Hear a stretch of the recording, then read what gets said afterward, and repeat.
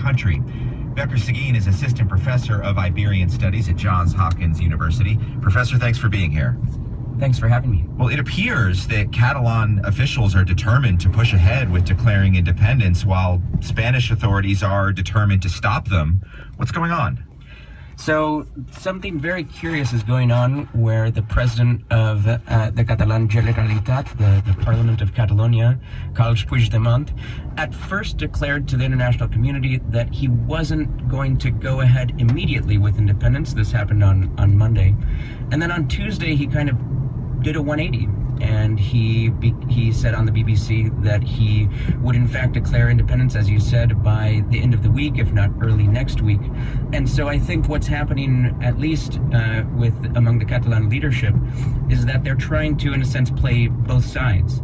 Puigdemont, of course, wants Catalonia to become part of the EU if it declares independence, and that hasn't been a guarantee that President Juncker or other EU member states have offered.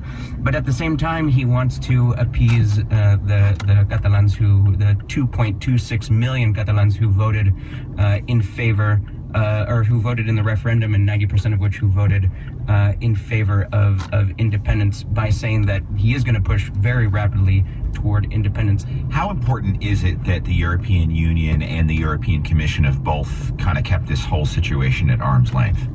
So I think it's very important, and it's very interesting in terms of just Catalan kind of polling statistics. So back in the summer of 2016, over 49%, even upwards of 50-some% of Catalans, they were asked if there were to be a referendum tomorrow on independence, what would you vote?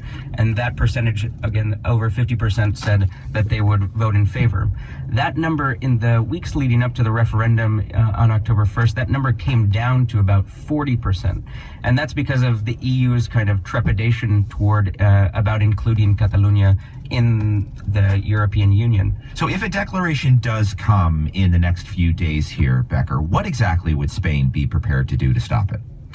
So I think Spain and the government, of course, of the conservative Prime Minister Mariano Rajoy would be expected by other parties, but also I think they would want to push ahead with this, with invoking what's called Article 155 of the Spanish Constitution.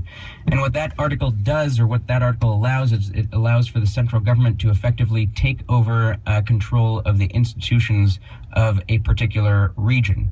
So Spain is divided up into 17 different regions, kind of like you can think of them as states in the United States, but it is a much more centralized government than the United States. And so there is a certain degree of autonomy that Catalonia, one of those 17 regions, is given.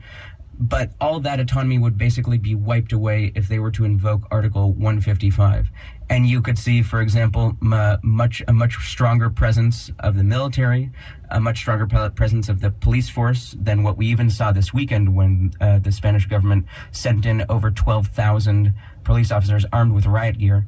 And so I could see an escalation of violence. I could see mass protests, not only in Catalonia, but in other parts of Spain, especially, for example, in the Basque Country, but also in Madrid, because Madrid, as we know, has a left-wing mayor, Manuela Carmena, and she has a wide base of popular support there. So I can see this kind of turning into a huge crisis, a bigger crisis than it already is for the Spanish government.